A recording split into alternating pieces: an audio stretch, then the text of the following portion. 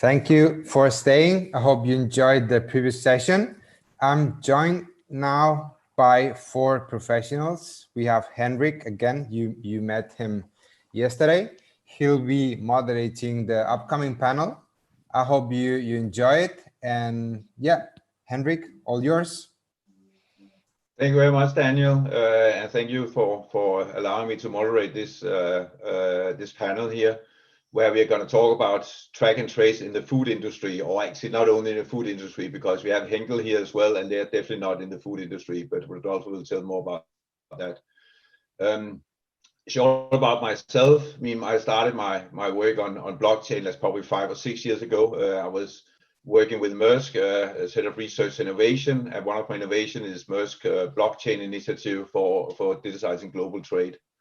After I left Maersk, I've been working with World Economic Forum on as advisor on blockchain, specifically on the recommendation to realize a global trade identity that we should do decentralized. Else, I've been doing some work on trade single windows on blockchain in Argentina. I've been looking at port CDM, port collaborative decisions making, and a number of other things. So I have here a very exciting panel. Actually, I'm very proud about the panel that has been collected here. And what I'm gonna do, I'm gonna ask each of them just to present themselves, but also because they have actually blockchain solutions running. So I will ask each of them just to present themselves as well as the blockchain solution that they have. Can we start with you, Emmanuel? Oh yeah. Hello everyone. Nice to be here. Carrefour is one of the largest retailers in the world. We are operating in 31 countries on the world and serving approximately 13 million customers every day. So just to share what we did on blockchain was one of our organic wine. It's a Bordeaux. Bordeaux are made of different grapes and juice. You have a QR code on the bottle, and if you see, if you have your smartphone, you will just land on this page, and you will directly find that it's organic, and find directly the different location where your wine is coming from in terms of vineyards, then where it has been blended, what are the different grapes, the different certificates, the last analysis made, the bottling of the wine is also presented. It's a separate action and partner, and the last analysis was made on the 30th of June. That's exactly what we did. It's very simple, and you can all have it on your bottle of wine. It's a premiere for an organic wine in the world. It's available in every French stores, and you have the QR code over there. That's what we have been doing for 3.5 years, but not only on wine. Yeah. I guess if it was a physical event, this one, we won't have a bottle of wine to every participant, right? So thanks a lot. Alberto, please. Well, I am Alberto Cozer with Nestlé. I think most of you, I hope, have heard about Nestlé, about some of our products out there. There's many in our portfolio. We are present in most countries in the world, either directly or indirectly. And our journey through blockchain has started about 2 years ago, I would say, with a few of our products in some cases. And I believe the very first blockchain product we had was in a partnership with Carrefour, right, Emmanuel, with one of our products in Europe. And we continue on this journey, and oh, you have it. There we go. Thank you so much. I don't have it here because I am in the US. We don't have, unfortunately, we don't have that product here. Yeah. But that was one of our very first experience and exercise with blockchain. And we keep doing it. We keep adding products with different blockchain solutions and collect the results of those experiences. Thanks a lot, Alberto. Rodolfo, please. Probably also explain a little bit about that this is not food. Right. So I'm Rodolfo Quijano, and I represent Henkel, which is a German company based out of Dusseldorf. And we're leading in the market of industrial adhesives around the world. But today I'm also in the panel because we also have a very strong, fast-moving consumer goods divisions, actually in the area of beauty care and laundry and home care. And I think a second good point where I was put into the panel is because some of the pilots that we're running on our blockchain journey have to do with supply chain. So we have 3 running pilots currently, and all of them are in the area of supply chain. And just to go into kind of the details of them, 2 of them are also in the area of traceability. So very similar to what Emmanuel and Alberto were mentioning. It's also important for our consumers to know where we're getting ingredients from. And as if you probably don't know about Henkel, we also consider ourselves leaders in sustainability. So that's another angle that we're also looking to have a bit of traceability as to the sustainability, let's say, angle of our suppliers. Mm-hmm. Thank you very much. And I mean, one of the things you often see with blockchain is this track and trace solution. I mean, everything is going to be tracked and traced, etc. But does your customers actually care? I mean, are they actually, Emmanuel, or are they actually going into the wine and checking on the on their phone, or is it just because we can do it? I mean, I think they do. Really, they do.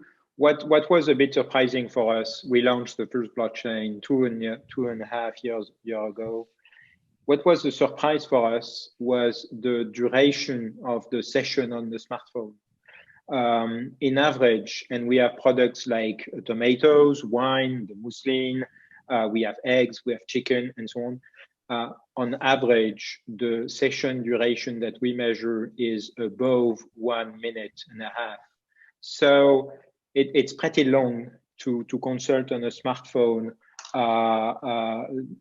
information during such a long duration, 90 seconds. That was a surprise. The other surprise is people won't check the QR codes every time they buy it. So they first check the QR codes, read a lot, and you can bring a lot of information on traceability, on best practices, on your products, and so on. And not only on food products, by the way, but also on your supply chain, on your engagement, on the community around the product. And what was really interesting is that as soon as the trust is built, the people are maybe not reading the QR code too often, but they will buy the product again. Okay, Alberto, I mean, you don't have direct customer contact the same way as Carrefour has. I mean, so what is your experience? The experience, I agree with what Emmanuel is saying. I think customers care. Yes, we don't have necessarily such a direct contact with the customer as Emmanuel does, but I think the customers care, and that's very clear in the industry to all of us, that the customer care about where their food is coming from, and if we can provide to them a method to have easier access to the provenance of that specific product, they want to have access to that information. And exactly as Emmanuel said, and that's an important component of blockchain. People look at blockchain, especially in the food industry, as a method for provenance and traceability, and that is absolutely true. It's a very good tool for that as well, even though there are other tools, but it's a very good tool for that. But also blockchain, we must not forget, is about trust. And exactly as Emmanuel said, they're not going to be scanning the QR codes all the time. They will scan eventually one or another time. And from that point on, they will trust that QR code that they have scanned before, and they will buy the product the second time without scanning again. So it adds to the trust chain of especially food products. And that's invaluable, because that's precisely what you want when you go to the supermarket, when you acquire a product and you take home, you're going to be taking that into your body, right? You're going to be ingesting that. You want to make sure that it's safe. You want to make sure that the information that it's on the package It's something that you can relate to, and you can trust that information as being accurate for you. And that's one important component of blockchain in the food industry. But how many details can you see? Again, I mean, if I buy a piece of chocolate from Nestlé, the milk, for example, that has probably come from many different farms. Or if you look into Europe, it comes maybe from Denmark, maybe from Germany, maybe from another country. How detailed can I actually go in and see that this chocolate bar here?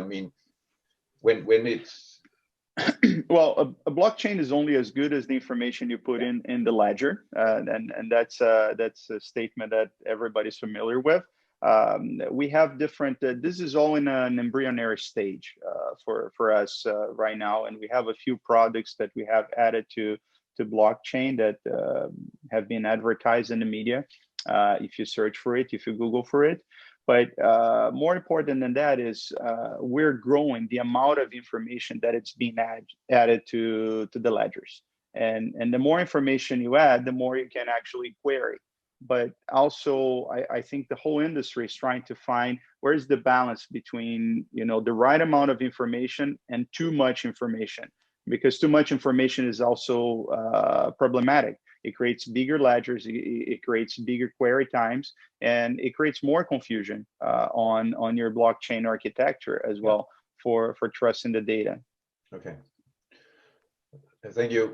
Rodolfo, do you have some experience from your customers? Are they actually interested in your provenance? Well, I found what Emmanuel and Alberto were mentioning interesting, because I think I'm always confronted with the fact that we're not food. I think that's the immediate response for most of our marketeers that I speak to. The area of your laundry detergents or your floor cleaner is not exactly the most engaging or exciting category to look at, so to speak. So, however, I think the fact that we also have, for example, a beauty care area, it's not something you ingest directly, but you can actually put it on your hair and on your skin. This is something where we see there's much more interest already in the market. There's also some other blockchain solutions out there which are trying to do exactly what they say. So how can you build trust with the consumers so that they understand if you're saying, hey, this is an organic formula, this is fairly sourced ingredients, how can you trust this is not just some greenwashing initiative from a big corporate, right? So what we're trying to do is to look at opportunities in our supply chain to see, hey, what is the advantage that we're bringing in our formulation, and how can we trace back this to then show the consumers and to really care about them. We don't have something running as in productive like Emmanuel and Alberto, but what we have done is some sort of field studies, in the sense of going with people with some prototypes and saying, hey, what are some of the areas you will be looking at? And of course, even both in laundry and beauty care, and generally it's, yes, we want to know about the ingredients, what are they and where are they coming from? How do I use this safely? And as you said, I think obviously for the younger crowd, it's also important to understand what is the impact you're having on the, let's say, in the environment and your supply chain. That's, for example, what we've done on our end. Okay. Can I ask also the team here? Blockchain is about decentralization. This means that you use blockchain if you don't have a centralized trusted party that all involved in the ecosystem actually can trust. So the question is obvious. Why have you chosen blockchain? Why have you chosen a centralized solution? If we take, for example, the Bordeaux wine, Emmanuel, I assume that there is an organization in Bordeaux that could represent the Bordeaux wines, or at least there's probably some kind of French wine organization that is a trusted third party. The same thing is goes for the other one. Why selected a decentralized technology instead of just a traditional centralized technology? I think it's a matter of a community. Blockchain is community based. Of course, this is not a public blockchain, but a permission one. And it's important for us because when you're raising a chicken and that you are certifying as a distributor that your chicken is without GMO, antibiotics free, and so on, only the veterinarian is able to enter the blockchain and say, I guarantee that I did not prescribe any antibiotics to this chicken. So So we decided to have a decentralized but permission system like a blockchain for some responsibility matters and to ignite the community approach, meaning everybody is putting the information together. Nobody's losing the information property. It's still my information as a chicken producer or a grape producer or as a packaging facility. And therefore you get accurate information from the source directly into the blockchain. And that's, it's not a miracle, you could do it, but it's very responsibilizing. Even for a farmer, when you say to a farmer, you put your data, but nobody can overwrite it, it's quite important. Okay. Okay. But can your competitors use the data in the that the farmers has put in there? I guess the farmers is probably selling chickens, and the Bordeaux wine is probably also sold in other supermarkets than just Carrefour. Because else you're just a centralized part, right?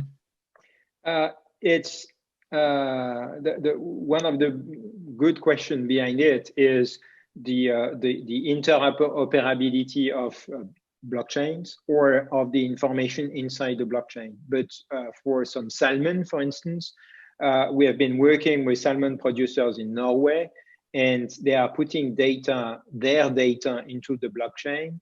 And because they are working for Carrefour and doing some distributor brands for us, they are granting us the access to their information. Okay. And this is very interesting with blockchain technology or distributed ledger technology. Yeah. Alberto, do you have a comments on why you choose a decentralized technology instead of centralized? Well, it goes in line with what Emmanuel was saying. It's we see value. There is value on being decentralized. We get more players, and the more players we get, the more data we get, and the more data we get, the more value you have for that platform to begin with.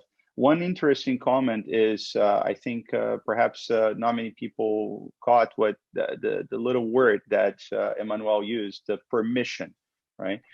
So the people have this impression that blockchain is a big, let's say, bucket that you just throw your data in and everybody can, go through the bucket and see what is in there, when that is actually not true.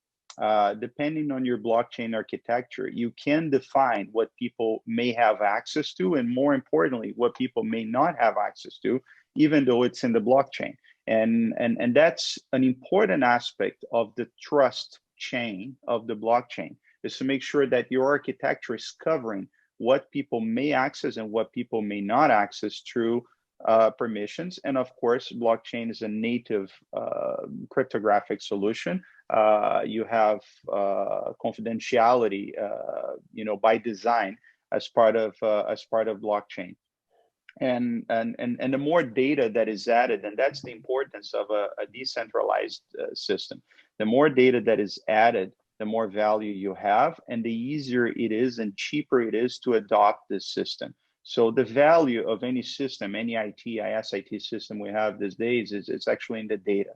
It's not where I don't think many of us are in the business of keeping the systems just for themselves. I want to have the biggest servers or storage or this or that. It's really what they're used for, and what they're used for is to process data. So blockchain is a way to spread the load of how you process this data and how you maintain this data across many players in the industry, which also gives an opportunity for smaller players to participate in the big leagues. Thanks a lot. Rodolfo, some comments on this centralized versus decentralized?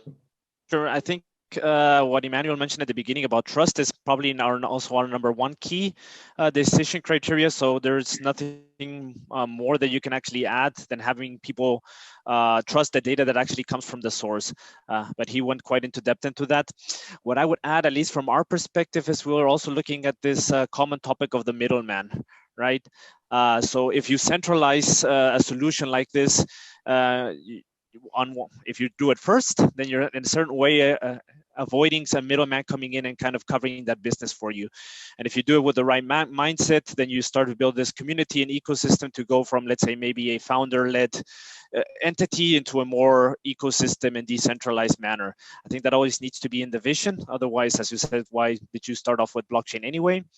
And the second topic is, where are there areas where there is already a middleman, right? So if you can combine the two topics of, well, we need to create trust, and what better way to create trust than going directly to the source? And secondly, we can also avoid somebody coming in and centralizing this in the future, or removing somebody who's already there. Then that's a nice double. It is, yes. So it's also you could say a defensive move from you to make sure that there's nobody coming in the middle. Right. Yeah. Okay. Thanks. So but how do you envision? One of the challenges I could see as a consumer is, if I need to have an app or solution for all the different products I'm going to buy in Carrefour, or from different parts, whether it's from Nestlé or whoever it is. What is your long-term vision? It's probably Emmanuel to understand that. Your customers. Do I need to go into Carrefour with 20 different apps or 30 different apps to actually register to find out what is the product that I have? Well, technically, it's not an app. It's just the camera of your iPhone or your Android phone that is able to translate a QR code, like I had on the Muslin package, into a web address. And on this internet address, we will just transfer the parameters with the SKU, the batch number, and other things, so that you get, it was the case with my wine that I previously demonstrated or showcased. It's a single page application that we are generating. So you don't need an app. And we do not think that at the end, apps, it's like labels. When you have too many apps or too many labels, they do not mean anything. No. So what's important is to give access to the information we already have as a community when we are doing wine or mashed potatoes or whatever, tomatoes or eggs. We already have some information. You have information at the farmer's level, you have information at the packaging level or at the factory level, and then you have also information at the supply chain, the different segments of the supply chain. And if you can combine all this source of information into one for the customer, you're also getting, and this is just what Alberto was mentioning, you're also gaining time within your company when you have to check your traceability points, or the moment you have the goods or you don't have them, and so on. So it's a way to share information after having collected them and also sorted them out. Yeah, but Emmanuel, sorry, Alberto and Rodolfo, but isn't that just going to be a challenge for you? Because obviously Nestlé is sold in probably any supermarkets around the world. The same thing with Henkel. Do we then need to standardize on the QR codes? Because when I go into a supermarket in Denmark, I guess you don't want to print special QR codes for the Danish supermarket, it's called a Carrefour or Walmart, etc. That is used. What is your take on this one here? Because to me, I would see that a real decentralized solution, then that should be available for whoever, and not just for Carrefour, for example. Yeah, and we got to be careful not to confuse the data with the interface you use to access this data. The data remains the same, remains centralized, remains immutable. What you have through the QR code is just a pointer on how to get to the data. And, as Emmanuel said, it's not app-based for most blockchain solutions that I see in the market today. And it's, in most cases, it ends up being a browser, but there are some developers that created wrappers, which becomes an app. But also the industry has been doing a shift away from this mandatory app thing with the addition of app clips, for example, which Android has had for a while. Apple just announced on iOS 14 a similar feature. That enables the user to have faster and easier access to the data. I'm not a specialist in QR codes, but I understand QR codes have a certain set of standards behind them, which make them, something that it's easy to find compatibility with. But look at it as if you were wearing glasses or special goggles, if you will. And basically, it's we all have like different frames and different types of glasses and different types of measurements for your glass. But at the end of the day, the objective is for you to be able to see and better than you would see without the glasses. And I see the access to this information just as glasses. You may carry the glasses that better suit you in your pocket and just wear when you need to wear them. And would that be an app? Would that be a website, or would that be an app clip, or whatever else it will be? That should be transparent to the consumers.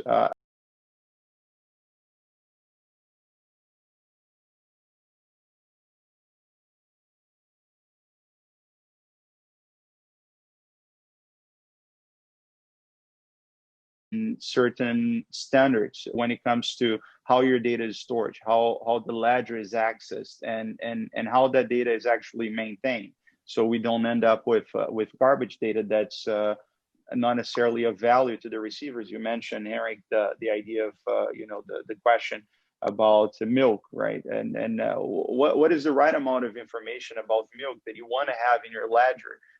You can probably fill up a ledger with milk information. I happen to have a very good friend of mine that it's a researcher in the milk industry, especially in colostrum and polypeptides in milk. And he wrote a book about it. I have his book here in my shelf. And the book is like this thick. There's a lot of information that you can get out of milk. So do you want all that information to be in the blockchain? Is that of value to you? Or what is the information you want to have in there? And then you may have the app clip or the applet or the barcode, or in the future even augmented reality. You just go with a camera over your packaging, and your camera is able to identify what kind of packaging that is. Augmented reality brings up the information in front of you, either on your smartphone or on your smart glasses, if we are at that level again with smart glasses and goggles, and you get the information you want. And Rodolfo, do we have some comments to this one here? Because actually in this one I do, because I think more important than speaking about the QR code and the channels and sometimes more of the technical stuff that at least drives us passionately to discuss for a long time, it's really going back to understanding the consumer. So focusing on this user journey, right? So understanding, so what is the right channel to address the need of this consumer at this certain point in time? I think, as Emmanuel was mentioning earlier, sometimes you just look at this QR code once because that's when you want to know more about the wine and you want to generate awareness, most likely, about where does this wine come from and am I going to consider buying it, right? We had also an interesting discussion on that perspective of when do you show this information of verified by blockchain? Is it better when you're generating awareness? Is it better when you're it's more or less ready to click on the buy? So it's to really understand when does the user need this information. And as Alberto was mentioning, once you understand that, what is the data he or she needs to make either a decision or to move forward in the journey that they have to consume that. And I think that's also quite different because we've talked a lot about consumers. When you look at it from an internal perspective, so the users maybe in your supply chain, somebody, for example, at a certain point in time receives these items in a warehouse, right? And there you're a little bit more free on the kind of interface you can offer them. But at the end of the day, it also has to fit to their day-to-day working activity. If they're scanning something that's coming in, if they're working on a forklift or whatever, this is also something that's being, for example, looked at on another project of ours, where it is more app-based because you can influence what they're doing at a certain point in time, which is not the same as the consumer, as I mentioned earlier. Thanks a lot. But let me just take. I mean, when you talk about verified by blockchain, and there's also a question in the chat about that the data that you need to trust the one that is actually putting data in there, because I doubt that the only thing blockchain can verify is that who actually entered the data in there, but definitely not the data. I would be surprised if we get blockchain to actually verify this is the correct data that they are putting in. It's not blockchain's role to verify, the quality of the data that is in there. If there's bad data in the ledger, there will be bad data in the ledger. However, it is blockchain's architecture role to pinpoint the data that you are to trust and the data you're not to trust. That's why it's a trust chain. You may not trust or you may not know the person who entered the data, but perhaps you know someone else that's part of the chain who knows that person and verify that data. And then you verify because you verify. It's almost like, oh, you ask for a recommendation of a good doctor for you. You don't know that doctor, but maybe you know someone who knows that doctor and recommends that doctor to you. It's a human type of trust, implicit trust that goes into the blockchain. That's one. And the second thing that we need to take into account as well is that the data in the blockchain doesn't need to come from humans entering the data. It could be fed by IoT device. It could be fed by robots. It could be fed by AI, and that data has a more intrinsic, a higher intrinsic value than data that is entered by humans, because humans may mistype something that it's in there, and then what's going on with this data, and then someone else that trusts this person trusts this data, but then later down the chain you have someone that is part of the supply chain that's going to test and verify that data with a device and correct that information that was added in the ledger 2, 3, 4 steps down the path, and that's what establishes and keeps the trust in the blockchain. I did mention in the beginning the work I did for World Economic Forum on the global trade identity, mean a shared identity for all actors involved in global trade, and basically it is in business, because I could easily see again a nightmare if a different wine producers, etc., or Nestlé for that matter of fact, or Henkel, that they need to have a different identity for each of the partners that you're working with. This question about identity or trusted identity, is that something that that has been discussed in any of your solutions, Rodolfo, Alberto, Emmanuel?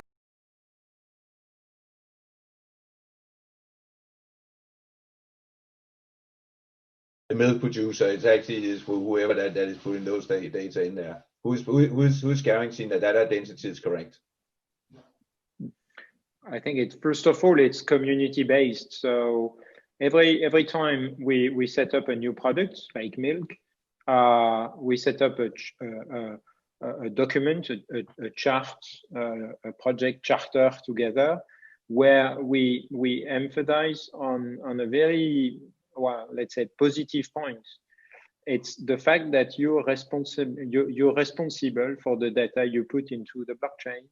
And we remind the farmers or the producers that you cannot correct something in the blockchain. You cannot erase it. You cannot append it. You will just add a correction, and everybody will see that you have made a mistake. So it has a positive effect. Having said this, people are not making too many mistakes because they care about being without any problem in their entering of data. So I would say that the community is distributing the different the different permission. What we see, and before joining IBM Food Trust, we had our own platform. And what we see with IBM Food Trust is that Nestlé is, let's say, responsible of the different Nestlé organization within IBM Food Trust. We are responsible for the different Carrefour organization in IBM Food Trust, and we can distribute or update the permission we grant to the other organizations. So it's a very transparent system that has been put together, and that is able to make collective work easier than ever. If you don't mind, Henrik, I think it's at least also from my perspective a little bit of the combination of the two from what Alberto and Emmanuel just said.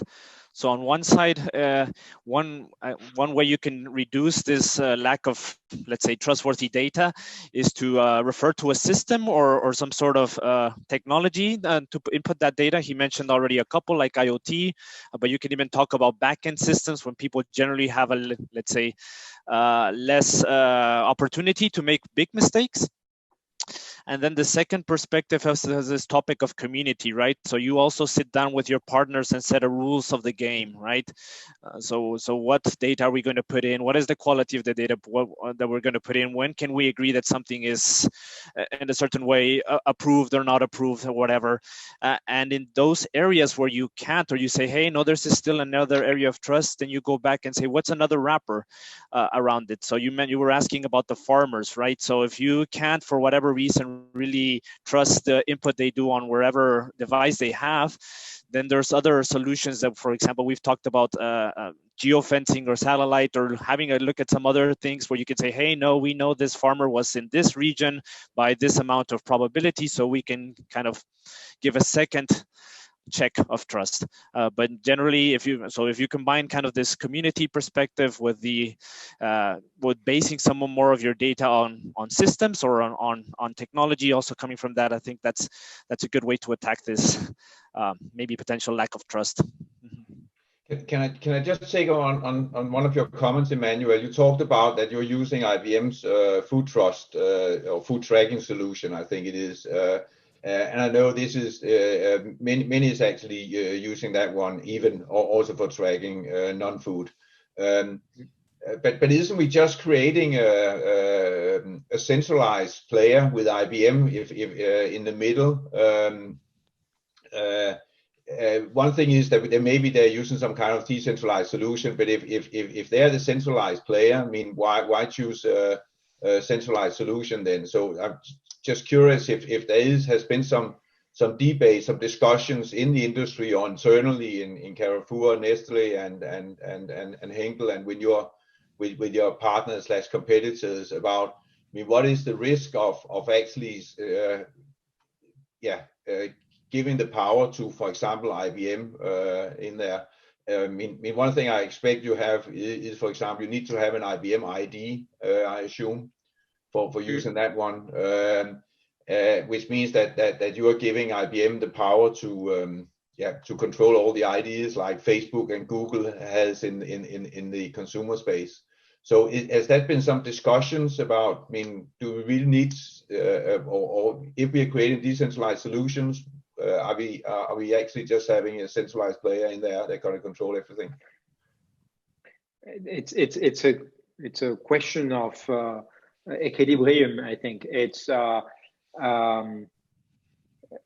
when we had our first blockchain was internal, and we were offering our suppliers to run their own nodes of the ledger. And in fact, no one did, because it was too comfortable to have Carrefour making all nodes running in its own cloud. We had one node per every supplier, so of data. So when we started the project with Nestlé on the muslin, in fact, Nestlé was not going to put any Nestlé data into a Carrefour system, and Carrefour was not going to put any Carrefour data in Nestlé system. So at the end, IBM Food Trust was the proper answer to this issue.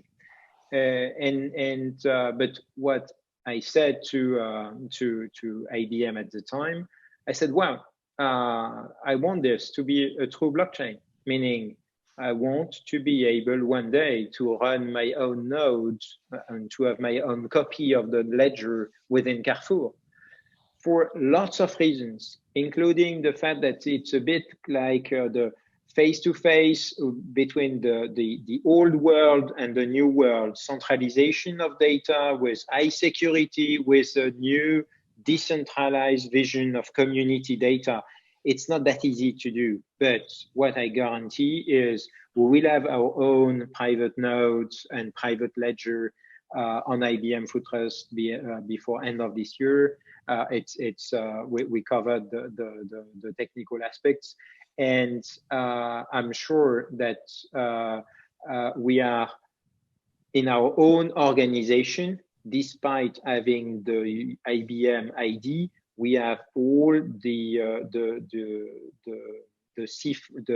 deciphering capabilities, the keys are ours in IBM Food Trust. So at the end, it's not because the ledger is as of today in the various IBM data centers that is not a distributed ledger. And it is, and it's a distributed community of cryptographic or cryptographed data. Okay. Alberto, Rodolfo, have you had some considerations about, how much power you're giving to centralized players, and are you actually just building up a centralized player? I think blockchain, as I said before, it is by nature and by definition, it needs to be decentralized. I'm not worried about players coming with centralized or closed solutions, because those solutions, they are so against the idea and the concept of a true blockchain architecture that they crumble by themselves. I agree exactly with what Emmanuel is saying about IBM's Food Trust. IBM Hyperledger is actually open, even though you don't have many nodes distributed outside of there. So in that sense, it may give an impression of being a centralized system, but also it was what they could have started with. But the system, the nature of the system is not centralized. And as Carrefour is moving towards having their own node, their own copy of the ledger, Nestlé and other companies that are participating in IBM Food Trust are considering the same. And we're looking into what is the best way to get it done. The concept from inception, IBM Food Trust and IBM Hyperledger has been designed with those capabilities. So from a design point of view, an architecture point of view, they started on the right foot. And as we're all learning together how this evolves, we see one step after the other that's going towards the right direction.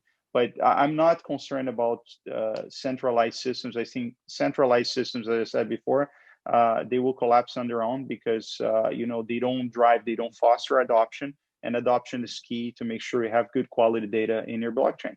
Okay. Rodolfo, I think we have just time for 1 minute. I will keep it short, I think, because I think Emmanuel hit it on the nail that it's about equilibrium. And especially, if you're just getting started with some of your use cases, or if you want to just get started with some of your first ecosystems, it's sometimes the balance also between how much of a community do I build versus how fast can I start, and how can I start to deliver value as quickly as possible. So the more players, the more time. So you have to kind of balance that out. And as I said, if you keep the vision long-term, like they said, hey, in the long term, we do want to spread it out. Everybody have their own node, and the ecosystem can grow, and we can include, of course, competitors at a certain point in time. Then as long as you also have that as a driving force, you should be okay to go. Okay. Thank you very much, Danny. I think we are finishing now, right? You are showing up. Yeah. So right thanks on time for the panel. It was right on great time. having you. Thank you so much for sharing your insights within your own companies, Carrefour, Henkel, and Nestlé. And thank you, Henrik, for being with us again. And so we have another session coming up right now in the next session. So just for the audience, you just have to go to the next session and click on it. So let's get there.